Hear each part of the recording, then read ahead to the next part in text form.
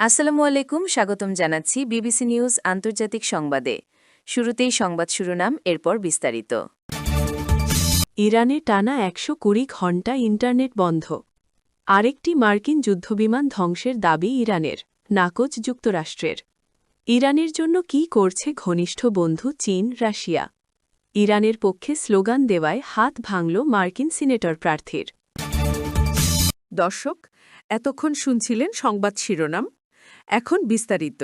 আপনি যদি ইসরায়েলের ধ্বংস চান এবং মুসলিমদের পাশে থাকেন, তাহলে ভিডিওতে লাইক করে চ্যানেলটি অবশ্যই সাবস্ক্রাইব করে দিবেন এবং আপনার মূল্যবান মতামত অবশ্যই কমেন্টে লিখে জানিয়ে দিবেন। এখন বিস্তারিত। ইরানের টানা ১২০ ঘণ্টা ইন্টারনেট বন্ধ। ইরানে টানা ১২০ ঘণ্টারও বেশি সময় ধরে ইন্টারনেট সংযোগ কার্যত বিচ্ছিন্ন রয়েছে। দেশটির ইন্টারনেট ব্যবহার এখন স্বাভাবিক সময়ের মাত্র ১% নেমে এসেছে বলে জানিয়েছে নেটওয়ার্ক পর্যবেক্ষণকারী সংস্থা নেটব্লকস। সংস্থাটির তথ্যমতে দীর্ঘ সময় ধরে চলা এই ইন্টারনেট ব্ল্যাকআউটের ফলে দেশজুড়ে অনলাইন যোগাযোগ প্রায় বন্ধ হয়ে গেছে।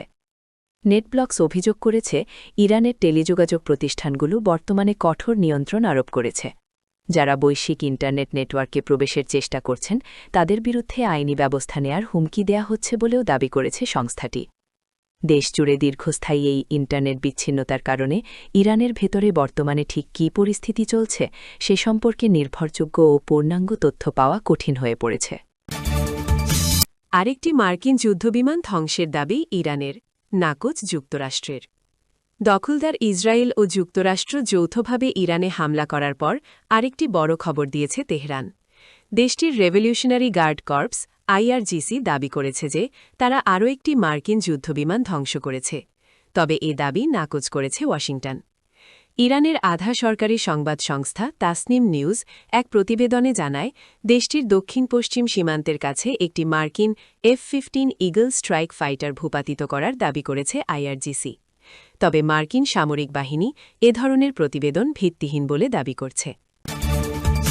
ইরানের জন্য কি করছে ঘনিষ্ঠ বন্ধু চীন, রাশিয়া? দখলদার ইসরায়েল ও যুক্তরাষ্ট্র যৌথভাবে ইরানে হামলা চালিয়ে পুরো মধ্যপ্রাচ্যে আগুন লাগিয়ে দিয়েছে। গত ২৮ ফেব্রুয়ারির ওই আগ্রাসনের পর হাতের মুষ্টি ছেড়ে দিয়েছে তেহরানও।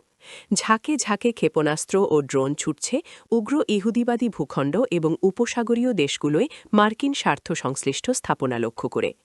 এখন পর্যন্ত ইরান একাই ১০টির বেশি দেশের বিরুদ্ধে বীর দর্পে লড়ে যাচ্ছে। প্রকাশ্যে সহায়তা করতে দেখা যাচ্ছে না ঘনিষ্ঠ বন্ধু চীন ও রাশিয়াকে। এমতাবস্থায় একটি প্রশ্ন অনেকের মুখে উচ্চারিত হচ্ছে যে বেইজিং ও মস্কো তাদের মিত্র তেহরানকে রক্ষায় আদৌ কিছু করছে কিনা। মার্কিন মিত্র যুক্তরাষ্ট্র, ফ্রান্স, জার্মানি, অস্ট্রেলিয়া সহ বিভিন্ন দেশ ওয়াশিংটনের সমর্থনে মধ্যপ্রাচ্যে সমরাস্ত্র পাঠিয়েছে। গণহত্যাকারী ইসরায়েলকে রক্ষায় সম্ভাব্য সব করছে তারা। কিন্তু এখন পর্যন্ত চীন ও রাশিয়া ইরানকে কোনো অস্ত্র দিয়ে সহায়তা করেছে বলে তথ্য পাওয়া যায়নি। এমনকি ইরানের ওপর ইসরায়েল ও যুক্তরাষ্ট্র বৃষ্টির মতো বোমা ফেললেও সেগুলো ঠেকাতে দৃশ্যমান কোনো পদক্ষেপ নেই মস্কো ও বেইজিংয়ের। তেহরানের দুই সবচেয়ে শক্তিশালী কূটনৈতিক অংশীদার রাশিয়া ও চীন ইরানের ওপর যুক্তরাষ্ট্র ও ইসরায়েলের যুদ্ধকে, যাতে ১ সহস্রাধিক মানুষ নিহত হয়েছে, আন্তর্জাতিক আইনের সুস্পষ্ট লঙ্ঘন হিসাবে অভিহিত করেছে। গত ২৮ ফেব্রুয়ারি ইরানের সর্বোচ্চ নেতা আয়াতুল্লাহ আলী খামেনিকে হত্যার ঘটনাকে রুশ প্রেসিডেন্ট ভ্লাদিমির পুতিন মানবিক নৈতিকতার সমস্ত নিয়মের নিষ্ঠুর লঙ্ঘন বলে অভিহিত করেছেন। চীনের পররাষ্ট্রমন্ত্রী ওয়াং ই তার ইসরায়েলি প্রতিপক্ষ গিডিয়ন সারকে বলেছেন, শক্তি দিয়ে প্রকৃতপক্ষে সমস্যার সমাধান করা যায় না। একই সঙ্গে তিনি সব পক্ষকে উত্তেজনা পরিহারের আহ্বান জানান। ইরানের পক্ষে স্লোগান দেওয়ায় হাত ভাঙল মার্কিন সিনেটর প্রার্থীর। যুক্তরাষ্ট্রের ক্যাপিটাল হিলে সিনেটের একটি শুনানি চলাকালে ইরানের পক্ষে স্লোগান দেন নর্থ ক্যারোলাইনার সিনেট নির্বাচনে গ্রিন পার্টির প্রার্থী এবং যুক্তরাষ্ট্রের সাবেক মেরিন সদস্য ব্রায়ান ম্যাকগিনিস। এ সময় তাকে জোরপূর্বক কক্ষ থেকে বের করতে গেলে পুলিশের ধস্তাধস্তিতে ওই সিনেট প্রার্থীর হাত ভেঙে যায়। বুধবার ৪ মার্চ সিনেট আর্মড সার্ভিসেস সাবকমিটির শুনানির সময় সামরিক বাহিনীর শীর্ষ কর্মকর্তারা সাক্ষ্য দিচ্ছিলেন। এ সময় ম্যাকগিনিস হঠাৎ দাঁড়িয়ে বলেন, ইসরায়েল এই যুদ্ধের জন্য দায়ী। স্লোগানের পর ম্যাকগিনিসকে কক্ষ থেকে বের করার জন্য ৩ জন পুলিশ কর্মকর্তা এবং মন্টানার রিপাবলিকান সিনেটর টিম শিহি ধস্তাধস্তিতে চড়ান।